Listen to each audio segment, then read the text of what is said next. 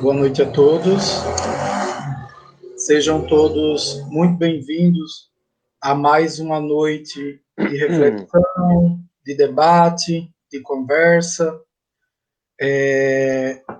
Numa live aí muito produtiva, né? Porque a gente tem a honra de mais uma vez ter aí o colega de profissão e agora amigo, o Fábio dos Reis, né? Cabe ressaltar que essa já é a terceira live que nós estamos fazendo juntos e a pedido dos internautas, né? Porque se identificaram bastante com as falas e as colocações aí do nosso colega Fábio. E aí hoje vamos ter mais uma noite aí de debate e reflexão, sempre lembrando a vocês que os temas que são abordados nas lives são temas que são propostos pelos próprios internautas, né? Então hoje não é diferente. E para quem não me conhece, eu me chamo Paulo Lima, sou psicólogo de formação, atuante, né, aqui na cidade de Araraquara, onde eu trabalho aí já há 11 anos no Centro de Atenção Psicossocial e há 15 anos no consultório particular.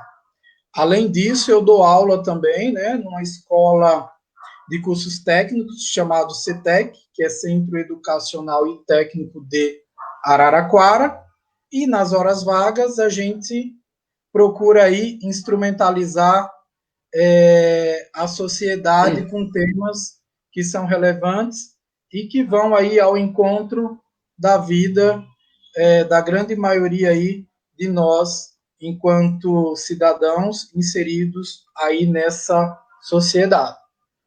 E aí o tema de hoje é isolamento social e saúde mental. Então vamos falar um pouco a respeito da depressão, sintomas, prevenção e o tratamento.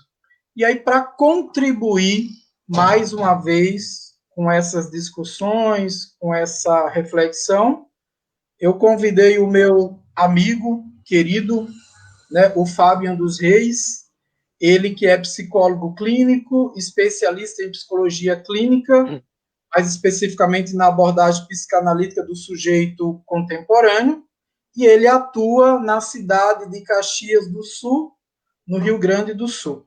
Então, Fábio, seja muito bem-vindo mais uma vez a esse canal, tá?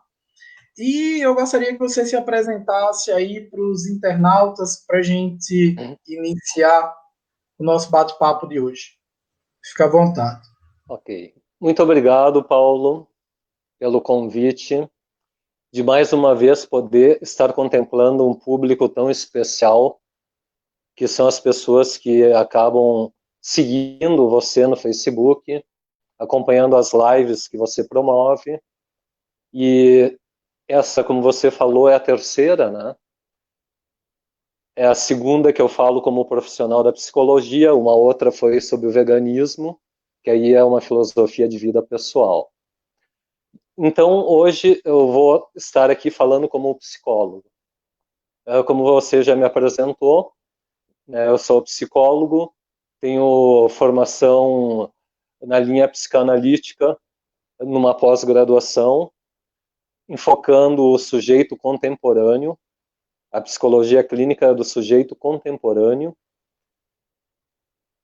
E hoje eu atuo dentro da clínica.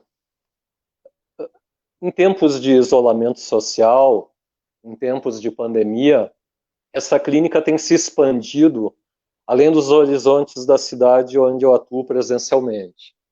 Através do atendimento online, eu tenho diversificado bastante o meu tipo de atendimento. E é o que vem dar conta dessa grande demanda que surgiu a partir do momento que as pessoas começaram a ficar mais preocupadas, mais entristecidas, algumas ficaram deprimidas, outras desenvolveram algum tipo de pânico, inclusive pânico e ansiedade é um assunto que nós falaremos daqui 2 semanas. Já temos a 4ª live agendada, onde eu, o Paulo e mais uma profissional da medicina faremos uma live tratando sobre ansiedade. Depressão e ansiedade são duas linhas muito próximas, assim, no tratamento clínico, né? Então, a minha apresentação é essa. Retorno a palavra para o Paulo. Ok, Fábio.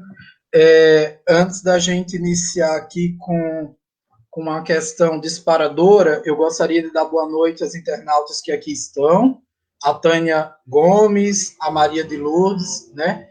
E aí, deixando claro que essa live, ela foi a pedido aí, foi um pedido especial da Maria de Lourdes, que está aqui conosco, né? Que solicitou uma live falando sobre as questões depressivas. A professora Elanes Gavioli, né, que é professora da Unesp, da Faculdade de Odontologia de Araraquara, que está aqui conosco, a Leide Lira, né, que é uma profissional aí da enfermagem muito envolvida nas questões do sujeito e também uma ativista aí nas questões dos direitos dos animais, a Rosimeire Costa, que está aqui conosco, e a Lili, que está conosco aqui.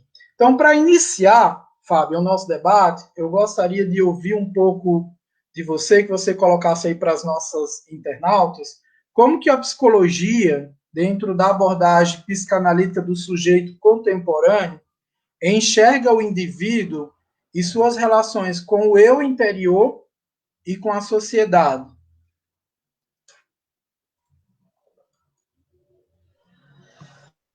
Bom, primeiramente, desejar uma boa noite para todas as pessoas que estão nos assistindo. Sejam bem-vindas. Desde já, eu me coloco à disposição para tentar esclarecer suas dúvidas, tanto aqui ao vivo, durante o período que nós estivermos com a live em andamento, como posteriormente. Então, é importante a gente começar a tentar diferenciar um pouco o que é uma tristeza, o que é depressão e o que é uma melancolia, né? Às vezes as pessoas colocam esses três ingredientes numa única panela, misturam tudo e acham que o resultado é o mesmo. Então, o que é uma tristeza, né? Tristeza é um sentimento natural de qualquer ser humano.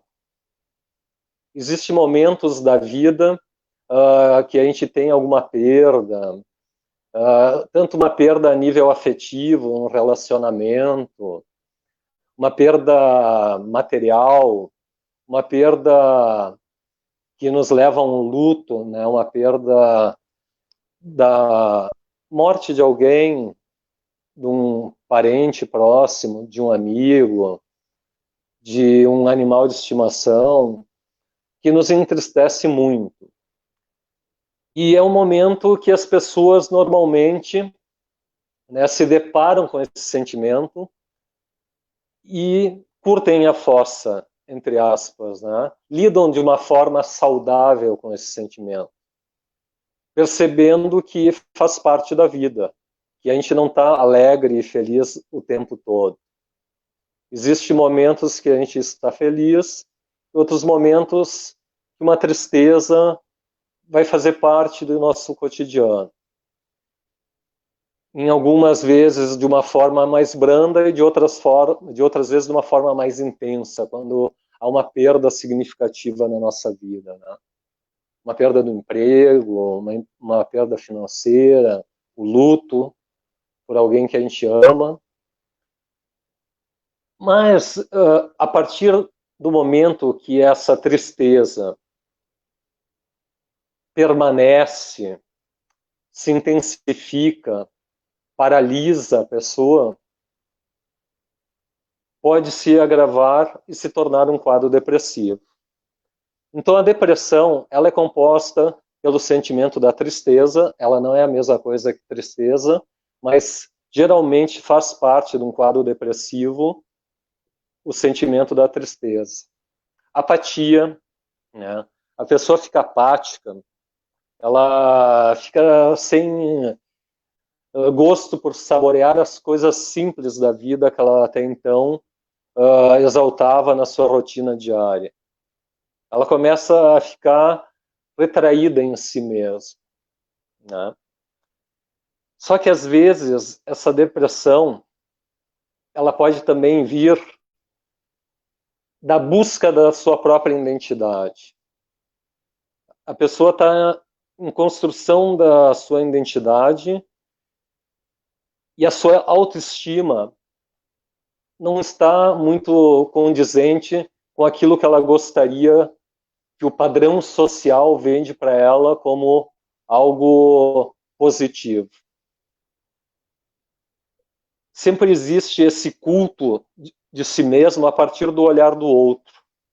O que o outro está nos dizendo que é o certo e o errado. O que o outro estipula como meta. E a partir daí se criam expectativas. A pessoa começa a criar muitas expectativas de responder a esse desejo do outro. E às vezes isso se torna inalcançável. As expectativas muitas vezes são irreais e acabam sendo difíceis de chegar até elas. Aí a pessoa começa a se sentir inútil muitas vezes.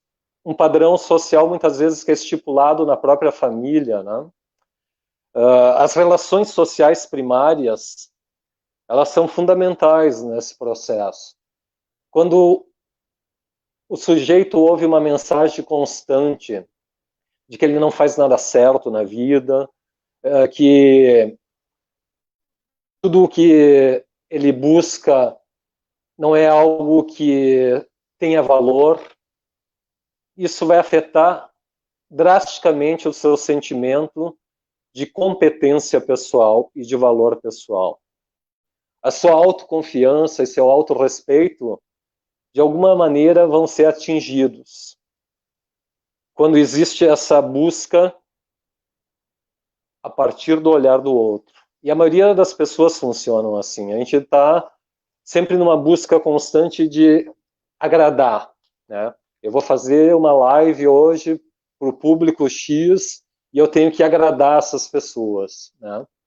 Um exemplo que eu estou citando.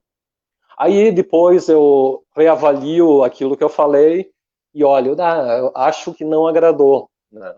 Eu acho que aquele ponto eu poderia ter exemplificado ou falado melhor. Então é aquela coisa que eu estou fazendo para o outro, né? E aí que vem a frustração.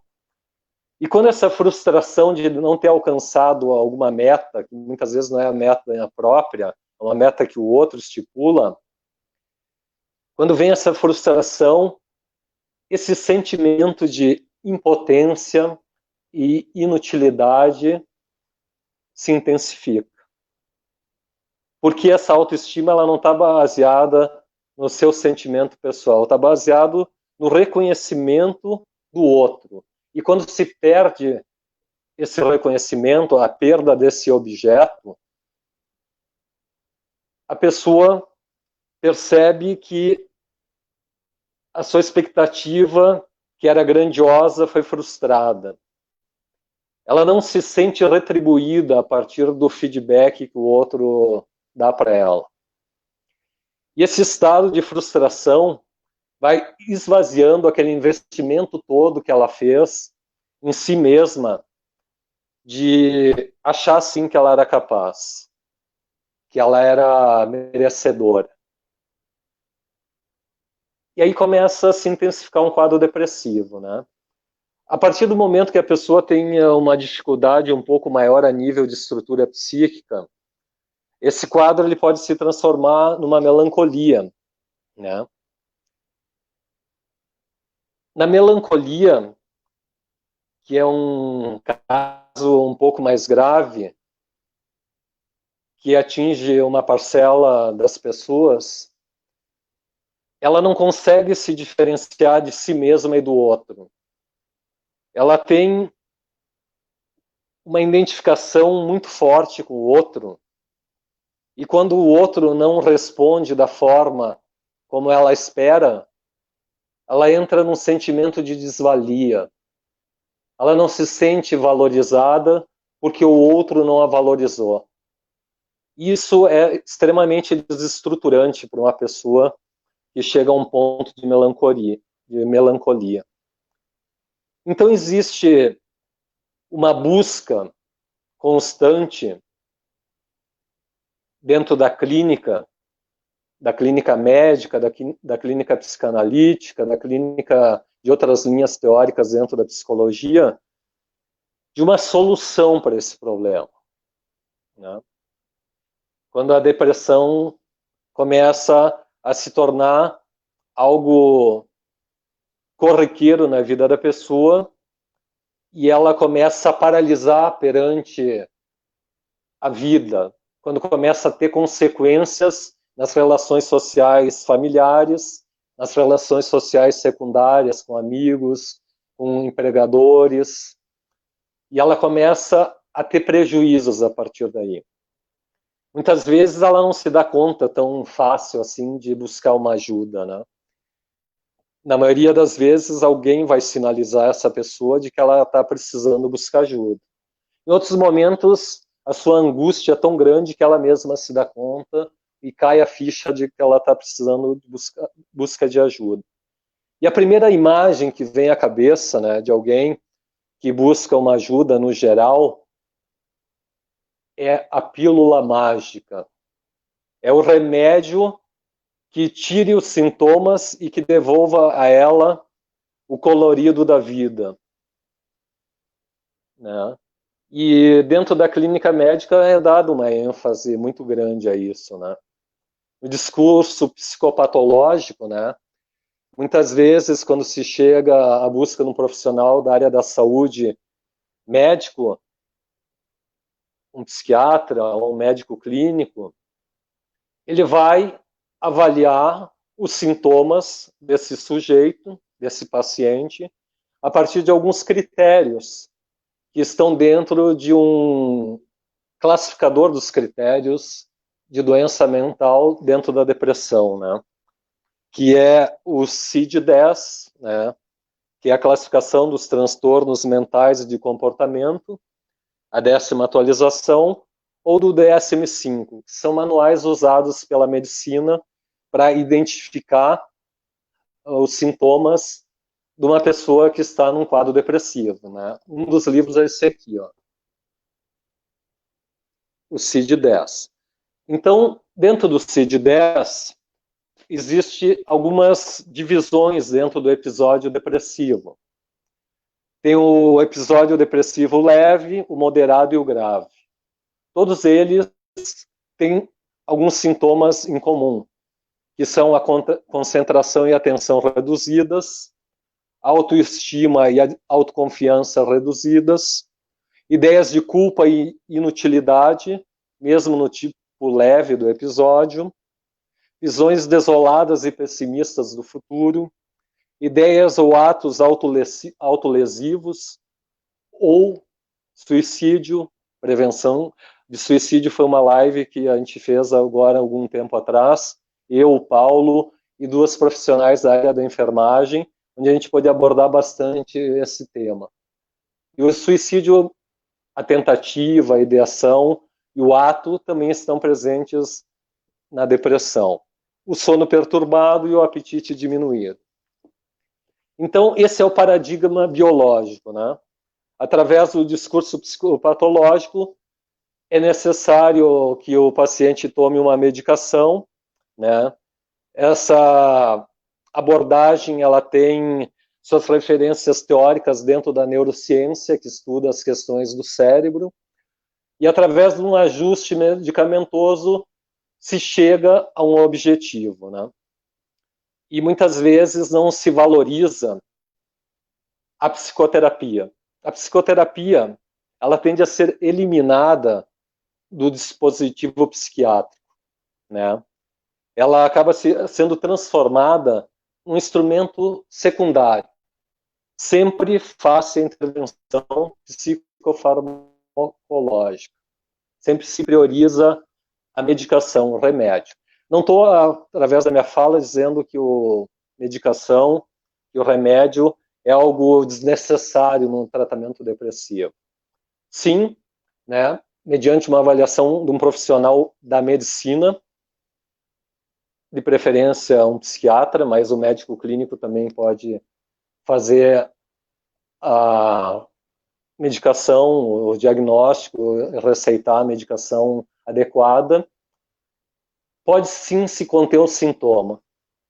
Mas e aí? Esse sintoma, ele vai para onde? Ele está sendo contido através de uma medicação. E ele vai para onde, esse sintoma? A cura, será que vai existir a partir do uso da medicação? Ou vai ser só algo que vai tamponar o que o sujeito está necessitando transformar em palavra? Aquele sintoma que está ali e que precisa ser colocado para fora através da palavra, para chegar a uma resolução do conflito. Então, o medicamento ele sempre é visto como um instrumento supostamente eficaz. E isso, o próprio paciente que chega a um profissional, ele pede, eu preciso de um remédio que me tire a vontade de ficar em casa e não sair da cama, que me tire a tristeza, que me tire a sensação de inutilidade. Será que existe um medicamento que consegue tal efeito? Uma pergunta para a gente pensar, né?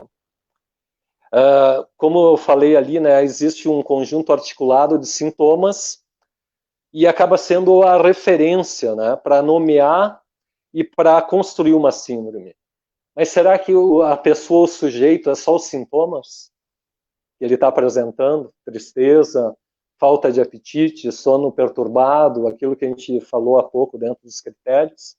Será que o sujeito se resume apenas a isso? E que todos são iguais? A partir de meia dúzia de sintomas, existe uma alternativa para todos os casos? Eu acredito que não. Né? Eu acredito e estudei a respeito disso, né? E posso falar com toda a propriedade que não, né? Um sonoro não.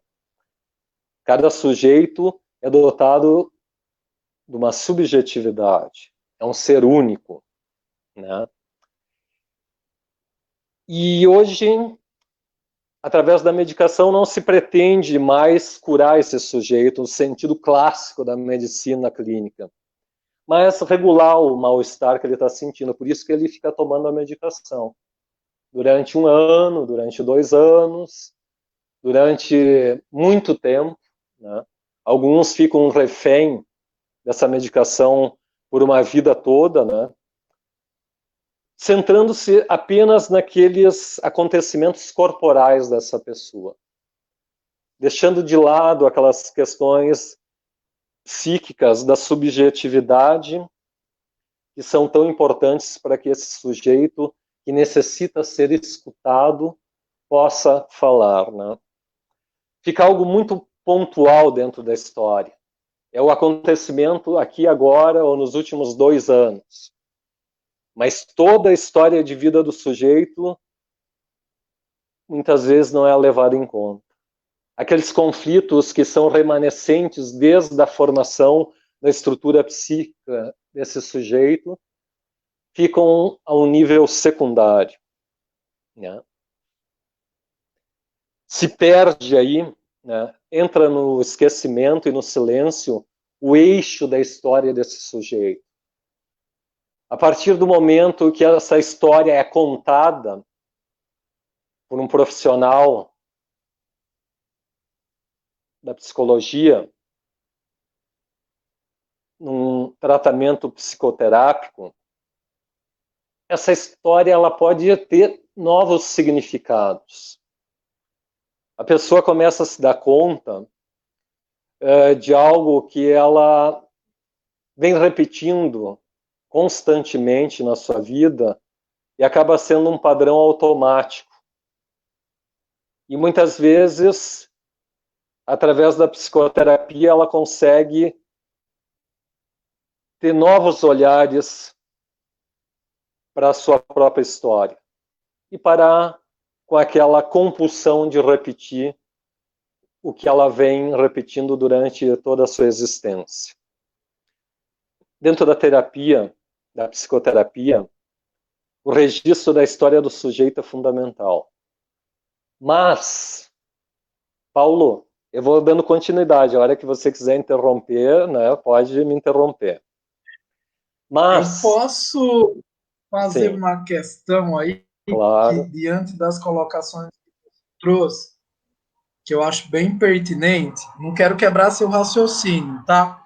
Mas eu ok. acho que é bem pertinente quando você coloca aí essa questão da ênfase no tratamento medicamentoso em detrimento da psicoterapia. E aí eu tenho um olhar para isso, que eu acredito que vai aí mais ou menos, ou se não no mesmo viés de pensamento que você, mas eu queria ouvir um pouco de você. Quando a gente fala a respeito dessa questão aí da valorização da medicação em detrimento do tratamento psicoterápico, você acredita que as políticas públicas que a gente tem no Brasil como um todo contempla mais a manutenção desse tratamento psiquiátrico ou contempla mais a questão aí do tratamento psicoterápico? E aí, depois que você responder, eu quero falar um pouco da minha realidade aqui em relação a essa visão aqui Ok. em Araraquara. Bom, culturalmente, Paulo, se percebe que a demanda que se busca dentro do serviço público, por parte do próprio usuário do serviço, é a medicação, né? E, normalmente, quando se chega hoje a um serviço de uma estratégia de saúde da família ou de um CAPS, as coisas vêm modificando. A escuta, inicialmente, não é feita pelo um profissional da medicina. O acolhimento, pelo menos eu vou falar da minha experiência com CAPS. Eu trabalhei num CAPS do tipo 1, numa cidade vizinha a Caxias do Sul, chamada Nova Petrópolis, com 20 mil habitantes, né, onde todo o serviço de saúde mental ele era centrado no CAPS e nas estratégias da saúde da família. Quando um usuário chegava ao CAPS, na busca do profissional da psiquiatria para medicá-lo, ele passava antes por um acolhimento com alguém da equipe interdisciplinar, que era composta por psicólogos, por assistente social, por enfermeiros, técnicos de enfermagem. Tinha outros profissionais também. Mas, especificamente, esses 4 profissionais eram os profissionais que faziam uma escuta inicial, o acolhimento. A partir desse acolhimento, era levado para uma discussão, e esse acolhimento era estendido, não era uma única escuta, né? Ele era estendido para 3 ou 4 acolhimentos. A partir dessa escuta, se levava uma discussão do caso para a reunião da equipe, aí se percebia a necessidade de estar marcando alguma consulta com um médico psiquiatra. Claro que alguns casos mais graves que chegavam ao serviço, né, a gente conseguia encaixar meio que imediatamente, mas não era algo assim para todos os casos. Se percebe muito essa mudança de paradigma dentro do serviço público, né? Uma mudança que o usuário não acompanha no mesmo nível, né? Até porque ele vai sempre na busca da panaceia, né? Da pílula mágica de resolver os seus problemas através do uso da medicação. E na unidade básica de saúde, né, na estratégia da saúde de família também. Eu tive a experiência de ter trabalhado em 2 também lá, e também aqui em Caxias, em algumas. E a busca sempre é em relação à medicação, mas as políticas públicas estão se articulando de uma maneira diferente para poder atender, levando em conta, né, que é mais amplo do que apenas a medicação. Isso. A gente, de fato, percebe isso, né? Aqui no CAPES 2, onde eu trabalho, segue essa mesma lógica aí que você acabou de explanar aí para os internautas, né? O paciente chega em busca de um atendimento com um médico psiquiatra e esse atendimento ele não é oferecido no primeiro momento, né? Ele é acolhido por um profissional ou da psicologia, ou da terapia ocupacional, ou da assistência social, ou da enfermagem, para fazer uma avaliação. Esse caso é discutido em equipe. Se tiver a necessidade, sim, aquilo que você falou, de imediato, né, dependendo aí do nível de sofrimento desse sujeito, do grau de risco o qual ele se coloca, aí sim ele vai passar por essa consulta de imediato, né? Caso contrário, não. A gente já vai inserir ele em um grupo, o qual venha suprir as necessidades dele naquele momento. Como a gente atende bastante pacientes com quadro depressivo, sobretudo pacientes com tentativa de suicídio. Então, assim, a gente faz o primeiro acolhimento e o direcionamento que a gente dá já é exatamente para um grupo terapêutico que a gente chama Grupo de Fortalecimento Afetivo Emocional. E aí, num período de 1 mês, né, o paciente frequentando esse grupo, você consegue perceber uma diferença muito grande de quando ele chegou para aquele novo momento. Porque o grupo dá exatamente essa possibilidade aí que você falou, né? Do sujeito colocar esse sintoma para fora e começar a ter um novo olhar para aquele fenômeno, né, que o deixava em uma situação aí ruim, né, no sentido de desequilíbrio mesmo, né, das próprias rédeas da vida. Mas eu ainda tenho uma crítica, eu concordo com você, né, quando a gente pega até para estudar aí a questão da evolução dessas questões aí, tanto do olhar da medicina, quanto para a questão do olhar da psicologia, mas no serviço público a gente percebe essa mudança, mas eu acredito que ainda é uma mudança muito pequena, né?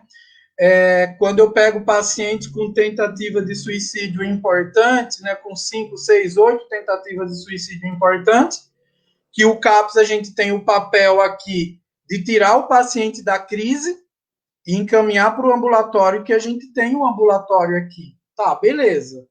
Tirei o paciente da crise. Esse paciente, ele necessita de entrar num processo de psicoterapia urgente. Não dá para esperar 1 ano, 2 anos. E aí, nesse sentido, eu vejo que o tratamento medicamentoso ele ainda é supervalorizado em detrimento do tratamento psicológico. Porque se eu estou depressivo, e aí eu vou falar enquanto uma pessoa que já passou por um quadro como esse, em decorrência de uma perda significativa, de morte mesmo, né? Não tem como a gente esperar 1 ano para a gente ser atendido numa psicoterapia, né?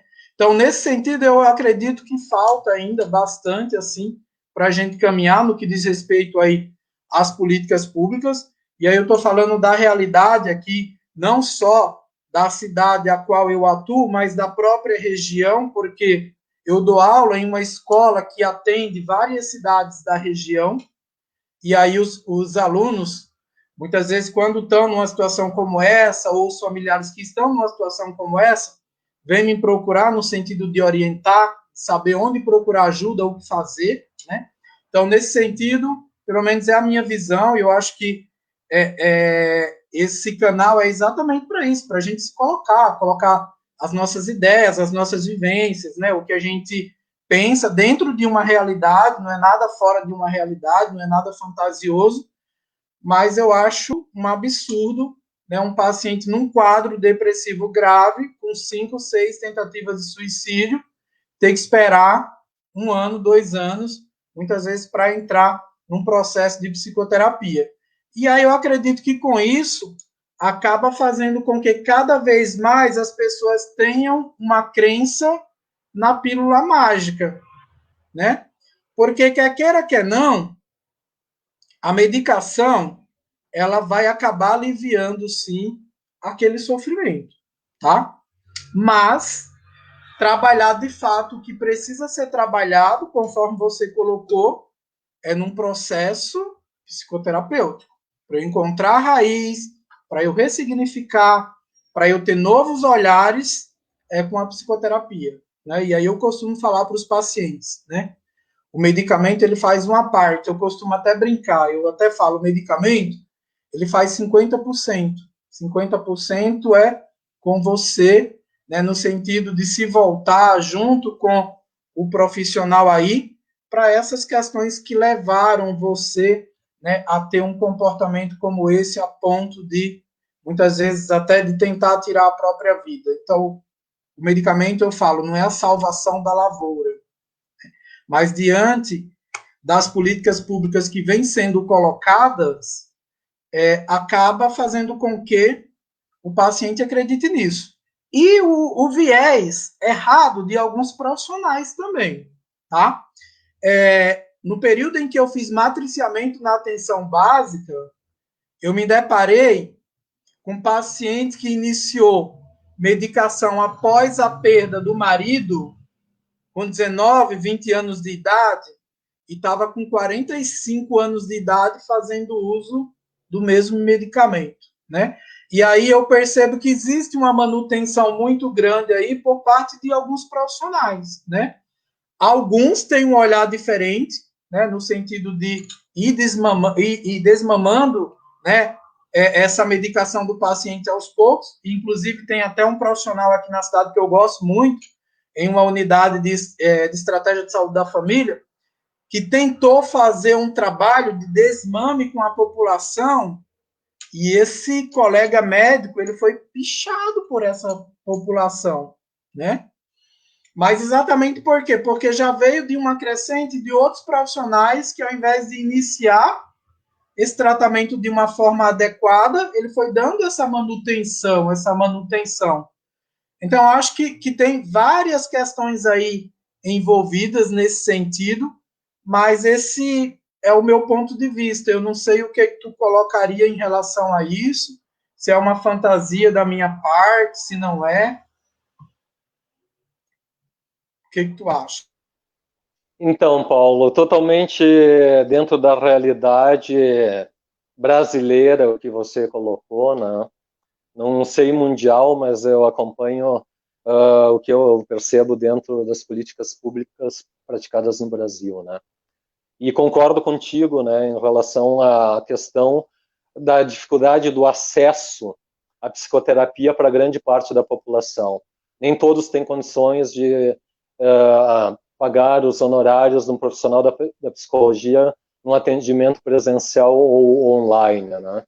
Muitos necessitam da busca gratuita através de um serviço público e essa demanda não é suprida. São sim oferecidas algumas opções, como psicoterapia em grupo, grupos operativos, né? E realmente, né, não tem como dar conta, talvez, de tamanha demanda, né? Não sei de que forma, né, isso pode ser pensado. Fica aí como ideia para você, como proposta política, né? Tentar apresentar uma proposta nesse sentido aí. E retomando aquilo que nós estávamos falando antes, né, e linkando com a tua fala, onde você falou, né, que muitas vezes a medicalização, ela é ocorre a manutenção da medicalização por muitos anos, 19 até os 40 e poucos anos, é um absurdo, né, e muitos profissionais acabam direcionando o tratamento apenas para manutenção desse processo medicamentoso, onde uma consulta dura alguns minutos, não é uma escuta, né, qualificada, é apenas a investigação dos sintomas, como eu estava falando antes, uma consulta que dura, muitas vezes, 10 minutos, né, diferente de um atendimento psicoterápico, onde até 1 hora de duração, a consulta, a pessoa pode falar aquilo que está afligindo ela, mas o que se busca dentro de um processo psicoterapêutico, né? Se busca desconstruir alguns paradigmas, né? Paradigmas esses que são estipulados pela sociedade do espetáculo, né? Hoje, todo mundo é instigado a ter uma performance para que essa performance possa seduzir o outro, seduzir no sentido de agradar o outro, né? Isso acaba sendo um objeto predatório para sua própria satisfação pessoal. Porque quando ela não consegue alcançar aquilo que o outro quer dela, né, quando se cria essa expectativa de receber o seu sentimento de valor pessoal através do olhar do outro, essa frustração vai se intensificando e as individualidades vão se tornando descartáveis. Aí todo mundo tem que ter um padrão de sucesso dentro da sociedade para ser aceito nessa sociedade. O diferente, né, a alteridade, a intersubjetividade, elas tendem a cair para o esquecimento. Aquele indivíduo como sujeito único, dono da sua própria história singular, né, ele é descartado, entra-se dentro de um padrão. Até dentro dos grupos, né, do serviço público falando, se existe lá um plano de tratamento singular, era individual, agora mudou a terminologia para singular, que tenta se perceber um pouco mais desse sujeito, mas ainda fica atrelado àquilo que o serviço público pode oferecer, né? Não existe ali como ir muito além daquilo que já está sendo proposto, né? Então, através dessa imagem que se cria, através da sociedade do espetáculo, se criam roteiros de vida, roteiros que padronizam o sujeito. Aquela individualidade vai caindo no esquecimento e esse roteiro cada vez mais tem que ser performático, né? Cada vez mais eu tenho que ter uma performance onde eu tenho que me sobressair, onde eu tenho que me exibir para poder realmente suprir aquele imaginário social. E a mídia nos vende essas imagens, né? A mídia, ela cria padrões de imagem de felicidade através da mídia televisiva, da mídia escrita, né? Se oferece imagens do que é a felicidade. Mas será o que é a felicidade para mim é o que é a felicidade para você, Paulo? Acho que não, né? Eu acho que cada um tem aquilo que busca como padrão de felicidade. Quando se cria esse foco no externo, se perde a interioridade, se ganha a exterioridade. E aí fica tudo na exibição e na captura do que o outro espera de nós. E aí o sujeito começa a perder a sua densidade e a sua profundidade. Aí o sujeito começa a se transformar numa superfície plana, rasa.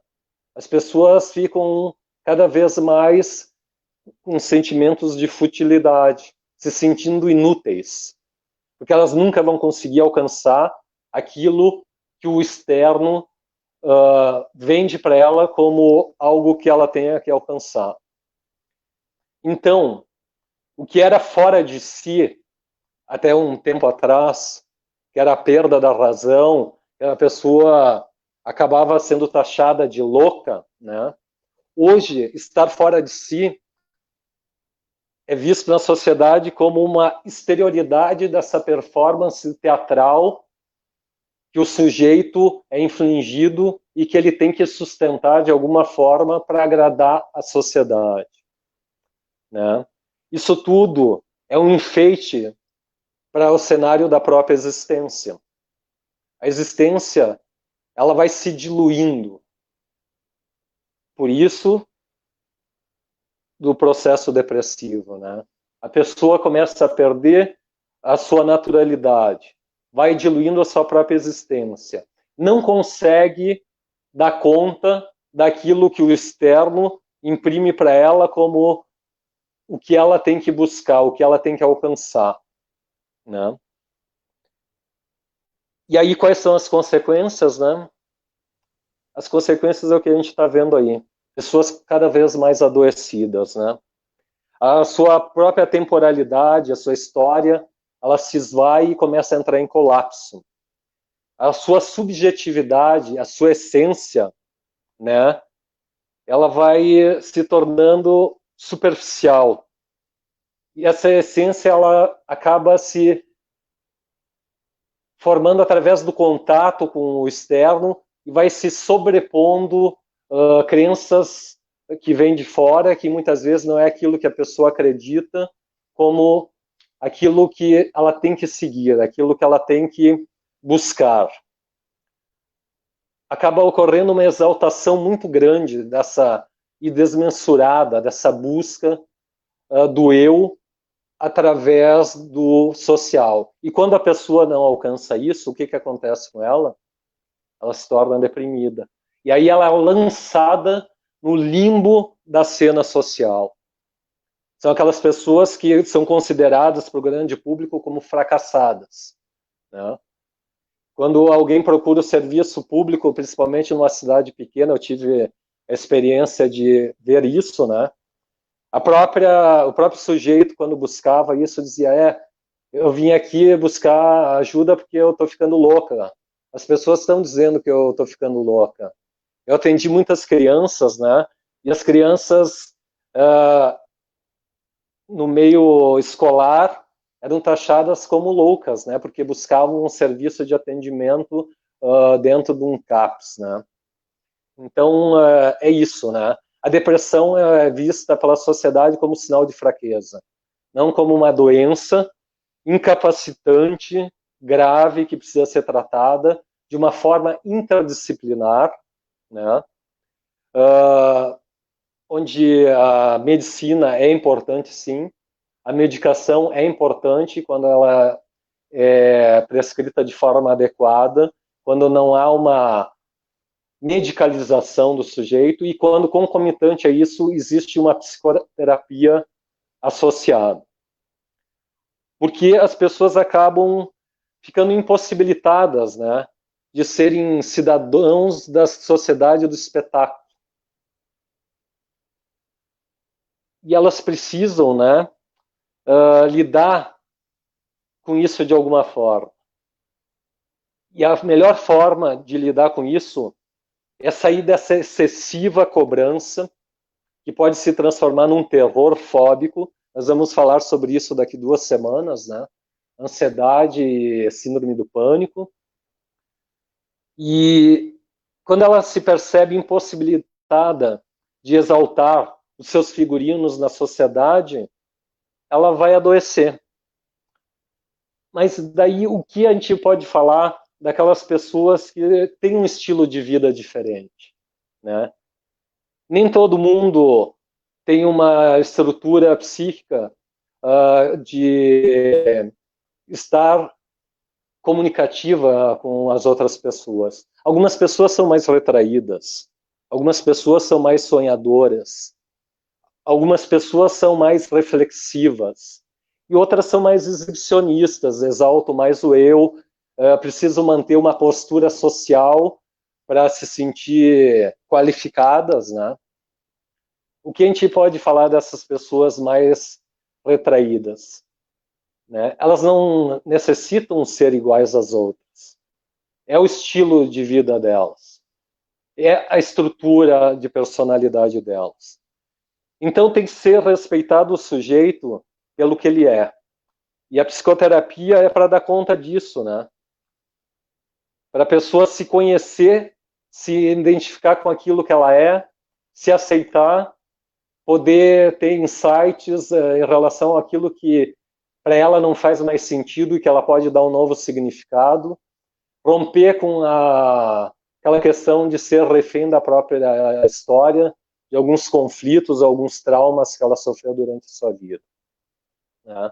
Porque na sociedade o que se valoriza são carreiras, oportunistas, pessoas que sabem se exibir perante o público, são aplaudidas, né, pela plateia, quando conseguem desenvolver o seu teatro, elas conseguem capturar o olhar do outro, e muitas vezes isso independente de qualquer tipo de valor, né? muitas vezes a pessoa passa por cima de valores pessoais, né, para poder se alcançar isso. E a fórmula mágica, como a gente falou antes, né, a alquimia, ela ajuda a mudar um pouco a circulação dos humores, né? É uma pancada química na doença, a medicação, para tentar trazer a pessoa para esse padrão socialmente aceito. Porque muitas vezes uma pessoa que tem um semblante triste não necessariamente seja uma pessoa depressiva. Lá no início a gente falou um pouco sobre tristeza, né? Muitas vezes é o estilo dessa pessoa, de ser uma pessoa mais fechada, não tão expansiva, né? Então, o que a gente precisa perceber, né, é retirar as individualidades do cenário dark, né, inserir na cena colorida da sociedade, da representação e do espetáculo, não é o melhor caminho.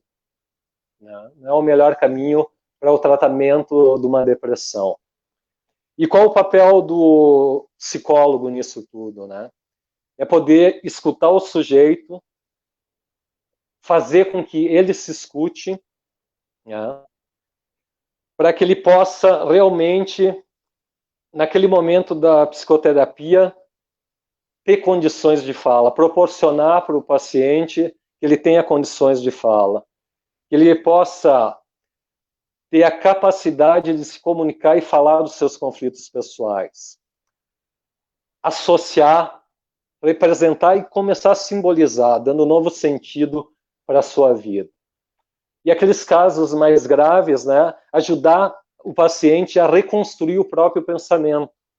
Quando há uma dificuldade de estabelecer relações, de simbolizar, né, poder ajudar esse sujeito a resgatar a sua própria história e reconstruir muitas vezes um pensamento que está totalmente desamparado.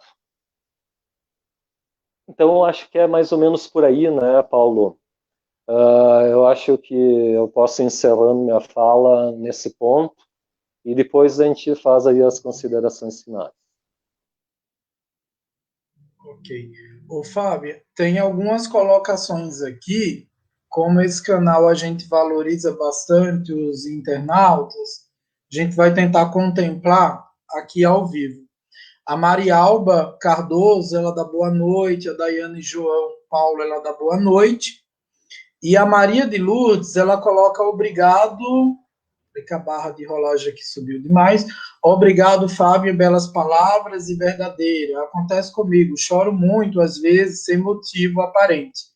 A boca e a língua tremem e o rosto parece estar deformado. E aí a Leide, ela coloca assim, Fábio, meu sobrenome é Paciência, mas durante a pandemia me tornei mais agressiva. Às vezes me desconheço, depois me arrependo e choro demais. O que você colocaria nessas duas colocações aí, da Leide e da Maria de Lourdes? A primeira questão que eu colocaria, né, para ambas, como estão suas relações interpessoais? Primárias, que são família, né, pessoas próximas, e secundárias, que são amigos, empregadores. Isso, dentro dessa pandemia, né, tem levado muitas pessoas ao isolamento e essa exaltação do próprio eu, dos sintomas, acaba se intensificando muito, né? Então, seria a primeira colocação, né? Poder estar revendo como estão essas relações e, a partir daí, poder perceber de que forma, caso isso esteja insuficiente, de que forma pode ser modificado esse padrão para poder realmente não ficar atrelada somente ao próprio sintoma. É muito saudável a gente estar num momento como esse, né, cercado de pessoas que são queridas para nós, importantes na nossa vida. E também, né, sempre é bom frisar a necessidade de um acompanhamento profissional, tanto dentro de um serviço público como de um serviço privado. Ninguém tem a necessidade de sofrer dentro de um isolamento. Existem N opções de busca de ajuda, né, algumas gratuitas, algumas privadas que têm custos. Então, dentro da sua realidade, o que pode ser procurado para poder realmente dar vazão para isso tudo que você está sentindo necessidade de expressar, que está vindo à tona através do choro, está vindo à tona através da tristeza, mas que por trás disso, desse sentimento, desse sintoma, tem algum conflito que está causando tudo isso. Precisa falar sobre isso. O falar é fundamental, poder transformar em palavra é o caminho para poder começar a mudar isso. Então, busque falar através das pessoas de confiança com quem você pode contar ou com um profissional qualificado. Ok, muito boa a colocação, né? Aqui não tem receita de bolo, mas assim caminhos que a pessoa pode estar procurando. Isso é extremamente importante. O Varley Ribeiro dá boa noite, a Roberta Gomes dá boa noite, a Gabriela Barbosa está conosco, dá boa noite. O Charles Rodrigues também está conosco, a professora Ana Paula parabeniza aí pela brilhante colocação e colocações, né, que você veio aí explanando ao longo da nossa conversa. E a Leide, ela coloca assim, ó, um acolhimento adequado nesse momento é tudo. Tem pessoas que vão em busca de medicação somente para dormir e pronto. E sabemos que precisa de um tratamento mais complexo. Estou certa ou estou errada, Fábio? Geralmente a pessoa busca, né, o tratamento para dormir, porque ela quer apagar da vida dela aquilo que ela está sentindo. É mais fácil apagar do que mexer na ferida, né? Tratar a ferida exige que você use um medicamento na ferida, como aqueles medicamentos antigos, vocês lembram? Pessoas da minha idade, né? Vão lembrar mais. Mertiolate, que você passava na ferida e ardia bastante, né? É mais ou menos por aí, né? A fórmula mágica é tomar um medicamento, dormir e acordar sem o problema. Mas você vai acordar e ele vai continuar ali, né? O conflito vai continuar ali. Então, a busca pelo acolhimento é fundamental nesse processo. E a medicação para dormir, ou a medicação para rebater um sintoma, ela é temporária, ela é paliativa, ela vai funcionar durante um tempo, vai ser eficaz, mas ela não vai durar a vida inteira. A pessoa não vai poder dormir a vida inteira, né? Algumas pessoas têm esse desejo, né? E muitas vezes buscam isso através de ações mais perigosas, né? Tentar se livrar disso, como a gente falou lá na live sobre suicídio, né? Então, acho que era isso. Paulo está com o áudio desligado. Eu posso entrar numa outra questão? Claro. Respondeu muito bem. A Márcia Regina, ela coloca parabéns, Fábia. A Eliana coloca parabéns. E a Suzy Vieira, ela coloca boa noite. Paulatinamente, a inserção do suicida ao núcleo, há algum trabalho com a família? Posso responder na perspectiva do CAPS daqui? Claro, responda, Paulo. Responda, por favor. Aqui no CAPS de Araraquara, a gente costuma falar que quando o paciente chega para tratamento, né, ele não vai ser inserido no tratamento sozinho, porque ele tem um núcleo familiar, ele tem uma família, e todos que ali estão envolvidos sofrem. Então, o paciente chegou no primeiro acolhimento no CAPS, isso, gente, quando a gente está falando de funcionamento normal antes da pandemia. O paciente ele vai ser direcionado para o grupo dele, tá? De acordo com a demanda que ele traz, e necessariamente a família ela também é inserida num grupo de família para trabalhar algumas questões, para entender algumas questões, né, e para saber como lidar melhor com aquele familiar em sofrimento, tá? Nesse período de pandemia, a gente não está podendo, assim, por decreto, né? E não é uma coisa só daqui de Araraquara, a gente segue aí orientações da Organização Mundial da Saúde, do governo do estado, então a gente não está podendo ter aglomerações de pessoas. Então a gente está atendendo as urgências e emergências e fazendo aí atendimentos pontuais naqueles casos graves, tá? E aqueles casos que estão estabilizados, a gente vai acompanhando através do monitoramento por telefone, né? Seja esse atendimento por telefone com o paciente, com a família, uma vez ele estando inserido lá no nosso local de trabalho onde ele está se tratando, né? Então, aqui funciona dessa forma. Necessariamente a família, sim, é envolvida, tá? A gente tem os atendimentos de referência, voltando ali no que você falou, no projeto terapêutico singular. Esse projeto terapêutico singular é construído com o paciente e com a família. Então, a gente não chega com esse projeto pronto, você vai fazer isso, isso, isso, não. A gente vai sentar juntos e pensar juntos, né, nesse projeto terapêutico singular, aí respeitando aí o desejo e a singularidade desse sujeito e dessa família, né? Inclusive, Fábio, uma das coisas que a gente tem aqui, que algumas famílias até reclamam, mas a gente entende, porque no início está muito perdida, e aí não compreende. À medida que vai introjetando algumas questões que são colocadas no grupo, elas começam a ressignificar aquilo, né? Mas é ele que está doente, por que eu sou obrigado a vir aqui? Por que eu sou obrigado a entrar com ele na consulta médica, né? E aí, no início, a gente ouve isso, depois de um tempo, eles vão entendendo o quanto, né, que aquilo é necessário naquele momento, na vida do sujeito e na vida da família, porque a família também, ela fica adoecida quando tem alguém doente dentro de casa. Então, na verdade, esse tratamento ele é feito aí, eu diria que de forma sistêmica, né? Ela se estende aí não só para o paciente, mas para o núcleo familiar também. E aí em Caxias, como funciona? Muito bom, Paulo. Dentro do serviço público em geral, acredito que seja dessa forma, né?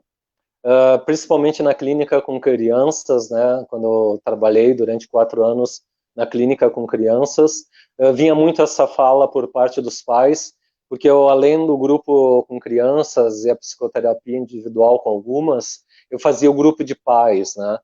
Onde os pais chegavam, não, mas o problema é a criança, né? O problema é ele que é hiperativo, dele é tal medicação lá de tal propriedade, de tal marca que vai resolver o problema, né?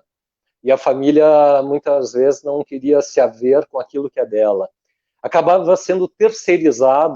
muitas vezes sendo terceirizado para o profissional da área da saúde a responsabilidade do próprio sujeito de se haver com a sua própria história e, a partir daí, achar uma alternativa para poder transpor aquele conflito que vem atormentando ela durante muito tempo. Isso é responsabilidade do sujeito, não é do psicólogo, não é do médico. O profissional é apenas alguém para ajudar a pessoa a encontrar esse caminho, né? Então, muitas vezes, eu cheguei a ouvir verdadeiros absurdos, assim, por parte de familiares, né? Se não der certo, né, essa terapia, eu vou continuar agindo dessa forma em casa, e se quiser chamar o conselho tutelar, o conselho tutelar vai bater na minha porta e eu vou dizer assim, ó, pode levar meu filho, né? Então é aquela coisa de querer jogar para o outro, né? Não querer enxergar muitas vezes a sua própria falência na sua história individual. Por isso que é importante a terapia conjunta, né? Não necessariamente todos no mesmo grupo, né? Mas que todo mundo tenha algum tipo de olhar para poder lidar com seus próprios conflitos e começar a se dar conta, como você falou, né? Depois de alguns atendimentos, de que também ela faz parte daquele cenário, daquela história da família de origem dela, né? Do grupo familiar que ela constituiu, né? Todos ali estão envolvidos naquela cena e o problema é um problema de todos eles, né? E todos eles têm que tentar entender e achar uma forma de poder respeitar as diferenças dentro dessa estrutura familiar e poder ter um convívio mais saudável. Poder respeitar que aquele adolescente lá é assim e não assado, né? Que aquele ideal de ego, que aquele ego ideal que a criança foi subjugada desde a gestação, onde os pais, né, disseram, eu quero que o meu filho nasça assim, assim, assado. E quando ele crescer, ele se torne tal profissional, né? Aí vai ser um sucesso. Só que eles esqueceram que ali não nasceu um robô, uma tábula rasa, né? É alguém dotado da própria subjetividade, onde o ego ideal vai se originar um ideal de ego, né? Onde ela vai ter as suas próprias escolhas e vai romper com aquela relação inicial simbiótica com a mãe, né? Aquela relação que começa a ser mudada com a entrada do pai, né? Que começa a estabelecer os limites, começa a interditar aquele egocentrismo infantil, né? Baseado todo naquela idealização que vem desde o ventre, né?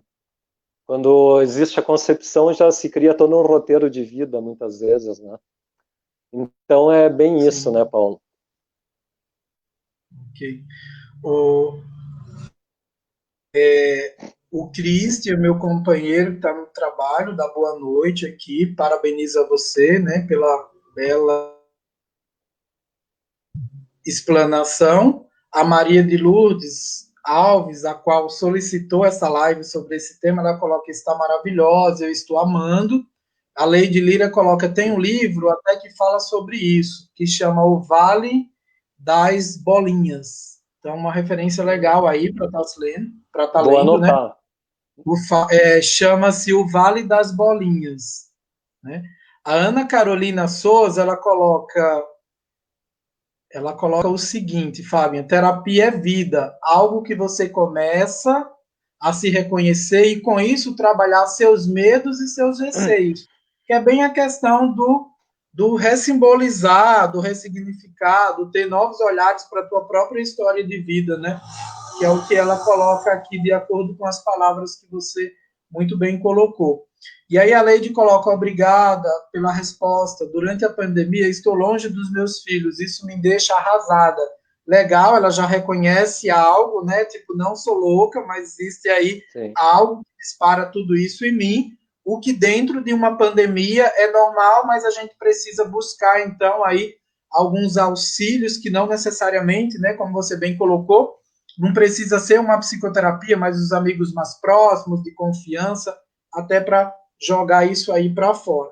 E dá para só fazer um parênteses, Paulo, dá para usar e abusar da chamada de vídeo nesses momentos, né? Falar com as pessoas diariamente, já que presencialmente está sendo difícil ter um contato com as pessoas queridas, né? Eu, por exemplo, na minha vida pessoal, meus pais, desde o dia 15 de março, que foi o aniversário da minha mãe, eu vi eles uma vez pessoalmente, que eles são pessoas de mais idade, e eu e minha irmã decidimos não visitá-los nesse período.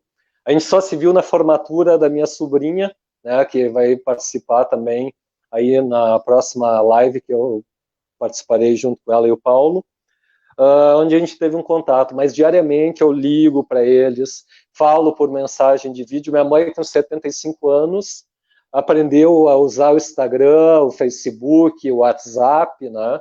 Então são ferramentas aí que estão ao nosso alcance e que podem ajudar a, infelizmente, não nos colocar presencialmente com as pessoas, mas estar perto de alguma forma, né?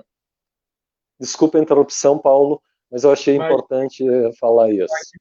Você está aqui para isso. A Maria de Lourdes coloca verdade, a Suzy Vieira ela coloca obrigada, né? Então de fato contemplou aí o que ela perguntou. E aí, para a gente encerrar, para ir para as considerações finais, eu acho extremamente importante isso que a Lady acabou de colocar, né? Paulo, misericórdia, que profissional é esse? Quero o meu certificado. O ano que vem vou fazer psicologia. Olha o quanto que as pessoas se identificam, né, com a sua fala, com a sua postura ética de enquanto profissional, né, a ponto de fazer alguém, né, pensar em fazer psicologia. Então, tu está sendo referência para muitas pessoas aqui, né, nesse canal. Né? Então, quero meu certificado. Ano que vem vou fazer psicologia. Com uma aula dessa, já começa eliminando matéria. Parabéns, fantástico, Fábio. Muito divino. E, de fato, eu faço das palavras da Leide as minhas palavras, né? Não é que eu estou puxando o seu saco, né? É porque, de fato, a gente... Uma coisa que eu percebo bastante, apesar do distanciamento e apesar da gente não nos conhecermos pessoalmente, mas você transmite, não sei se você percebe isso, você transmite um acolhimento, você transmite uma afetividade na fala, e parece que a gente está aqui do seu lado, parece que estamos presencialmente. Essa é a sensação que eu sinto, né, que provavelmente alguns internautas também sintam quando coloca essas falas em relação a você.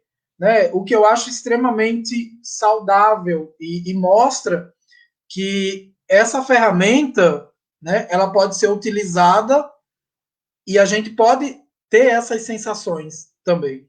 Né? A gente pode, mesmo de forma virtual, eu posso ter essas sensações que eu tinha se eu tivesse presente.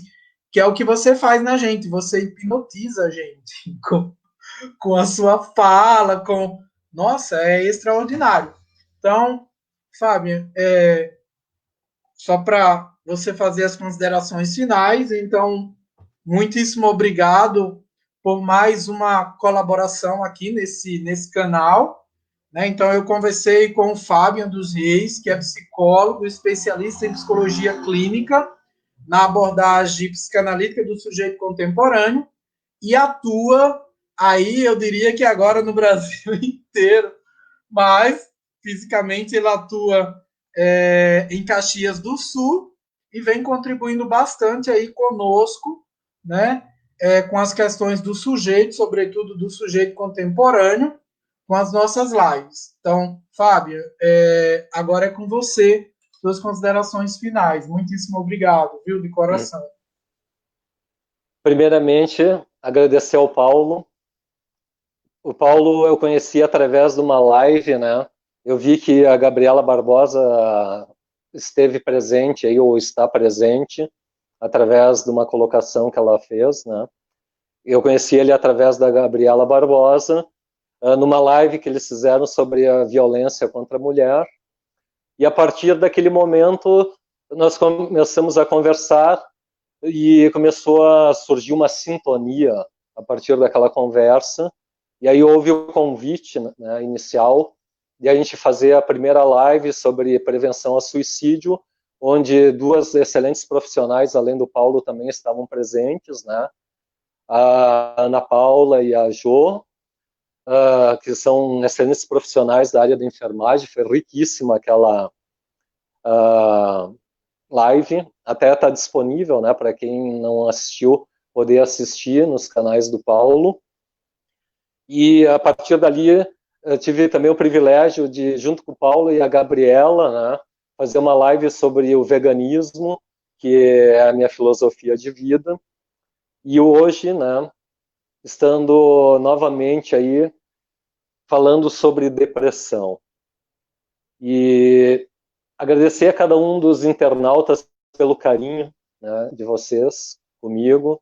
Agradecer pela participação de cada um de vocês. É muito importante que vocês participem, perguntem, busquem informações.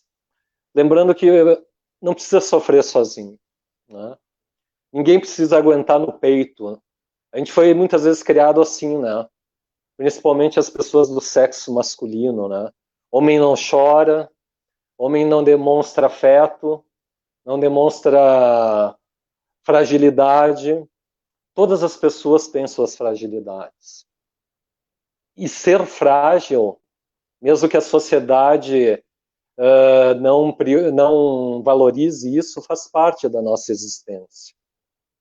Nossa existência ela é perpassada por conquistas, por perdas, por conflitos, por tristeza, por alegria, por uma gama de sentimentos, por medo, por ansiedade, por culpa, por vergonha. Todos os sentimentos, eles necessitam de alguma forma serem expressos. Muitas vezes a tentativa de tamponar esse sentimento cria os conflitos e a dor que se intensifica. Muitas vezes a psicanálise é criticada, né? Principalmente por algumas linhas que tendem a focar na solução imediata do problema, né? Que acaba, no meu olhar, não solucionando, mas sim resolvendo momentaneamente aquela questão. Então, para finalizar, eu vou citar Freud, o pai da psicanálise, né? Meu referencial teórico ele é baseado em Freud e Lacan. E com a infância eu tenho como referencial o Winnicott. E para mim são os três teóricos que me dão um embasamento teórico da minha prática clínica. Então essa frase de Freud, de 1926, ela é muito atual. E diz o seguinte: a psicanálise, pelo menos, jamais fecha a porta a uma nova verdade. Muito obrigado. Ok, Fábio, para a gente finalizar, eu gostaria de deixar um convite aqui aos internautas, né? Para amanhã, às 19 horas, a gente vai ter um bate-papo reflexivo sobre a obra do poeta português Mário de Sá Carneiro, né? E aí o título da live é exatamente Mário de Sá Carneiro, o artista e a sociedade, conflitos e dilemas existenciais. E aí nessa live a gente tem a contribuição aí da professora doutora Roseli Camargo, que ela é doutora em estudos literários pela Faculdade de Ciências e Letras de Araraquara. Então, deixo o convite a todos vocês e espero nos encontrarmos aí amanhã às 19 horas para mais uma grande roda de conversa virtual. Fábio, muitíssimo obrigado, tá? E nos encontraremos aí nas lives da vida até passar essa pandemia para nos encontrarmos aí presencialmente aí e celebrar, né, mais uma grande festa, só que de forma presencial. Então, muitíssimo obrigado e fiquem com Deus. Obrigado aos internautas pela paciência, pela colaboração nas discussões, nas reflexões e nos encontraremos amanhã. Ok? Boa noite. Boa noite.